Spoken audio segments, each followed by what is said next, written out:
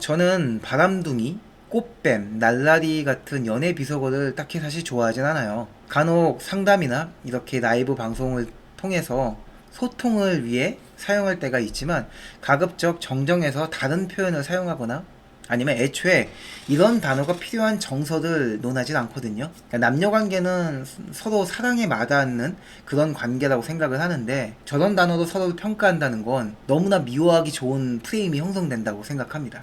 이 단어를 만든 사람은 필시 이성에게 사랑받지 못한 분노를 모든 사람에게 뿜어내고자 하는 의도가 있지 않나라는 생각을 해요. 내가 찌질하다는 걸 탓하기보다는 남을 욕하는 게 얼마나 너무나 쉬운 이유가 될 테니까요. 하지만 그들도 어느 순간에는 사랑하고 있었고 사랑받고 싶은 존재였을 거라고 생각합니다. 누구보다 이성의 마음을 사기 위해 고군분투했고 스스로 광대를 자처했을 거라고 믿어 의심치 않거든요. 이 오늘 이야기의 시작부터 이연의 비속어에 대해서 언급하는 것은 비속어를 통한 분노의 양면에는 사랑과 구애가 있다고 생각하기 때문입니다. 이런 강렬한 단어를 만들었다면 얼마나 처절한 구애를 했을지 우리는 한번 생각해 보자는 거죠. 그녀를 웃게 하기 위해서 피나는 유머를 준비했을 것이고요. 저 남자가 나를 향해 미소 짓길 원해서 온갖 아부와 치장을 했을 거죠. 오늘은 그중 유머에 대한 이야기를 해보고자 합니다. 안녕. 자, 유머는 사람들을 웃게 하거나 웃음을 유발하는 것을 말해요. 일상생활에서 가벼운 기분을 불러일으키고 사람들 사이의 소통과 유대감을 형성하는 데 도움을 줍니다. 사람들 사이의 소통과 유대감을 형성한다. 이 부분 때문에 우리는 유머에 목을 메었던 게 아니었나 싶어요. 저 사람과 가까워지려면 웃게 만들어야 하는구나. 날 보고 웃는 걸 보니 나에게 관심 있는 것이 분명하다. 뭐 이런 따위의 오해를 불러일으키기 딱 좋은 코드가 바로 이 유머라는 요소인 거예요. 그래서 많은 사람들이 상대를 웃게 하기 위해서 애를 쓰고 유머를 배우기 위해 노력을 하죠. 하지만 저는 유머 감각이 없어서 아무리 배워도 상대를 웃기지 못한다. 이런 사람들이 있을 거예요. 남이 하면 빵빵 터지는 개그가 유독 제가 하면 엄근진 반응이 나와요. 어떻게 해야 되는 건가요?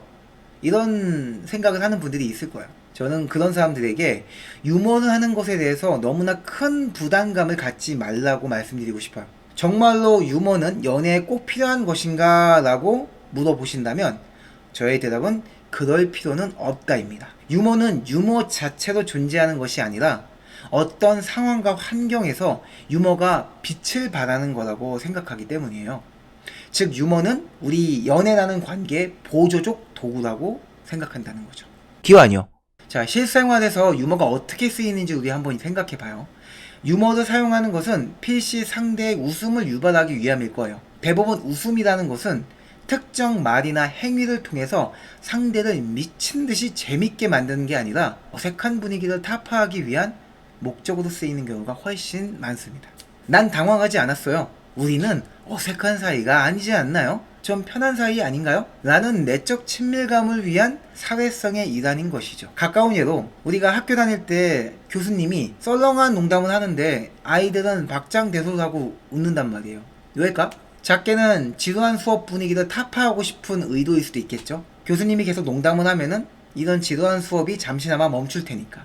혹은 교수님이 나는 직위에 대한 상대적 가치를 높게 느끼고 거기에 맞는 처세를 보이는 것일 수도 있겠죠. 교수님에게 잘 보이면 좋은 학점을 받을 수도 있을 테니까. 어쨌든 농담 자체로서의 나에 대한 웃음 포인트를 자극해서 웃는 게 아닌 것만은 분명한 거예요. 이것이 인간의 웃음 프로세스라는 걸 우리는 먼저 기억해 둬야 됩니다. 연애 이것들을 접목하게 되면요, 우리가 당당하고 쿨하며 언제나 확신 있는 태도를 통해서 이성적으로 가치가 있는 사람으로 비추주게 되잖아요. 그럼 나의 아재 개그에도 상대방은 빵빵 웃게 될 거예요. 반대로 쭈뼛대고 당황하며 불안한 태도로 매력을 잃게 된다면 아무리 재미있는 유머를 날려도 상대방은 냉랭한 반응과 싸늘한 표정으로 돌아오게 되겠죠. 자, 이제 나는 저 사람이 재밌어서 끌리는 건지 아니면 끌리니까 뭔 말이든 재밌게 느끼는 건지 헷갈리는 일이 생길 겁니다. 닭이 먼저냐 달걀이 먼저냐의 말장난 같은 소리긴 하거든요. 근데 이게 사실이에요.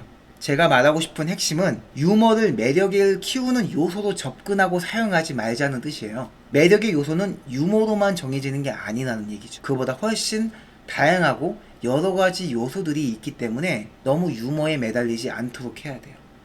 분명 상대방을 웃기는 유머는 나의 매력을 높이는 요소가 되는 건 분명하지만 매력에는 유머만 있는 게 아니기 때문에 유머에 목매달아서 내가 다른 것들을 놓쳐 근본적인 매력을 잃어버리지 말자는 게 제가 이야기하고 싶은 오늘의 핵심이라고 말씀드리고 싶습니다.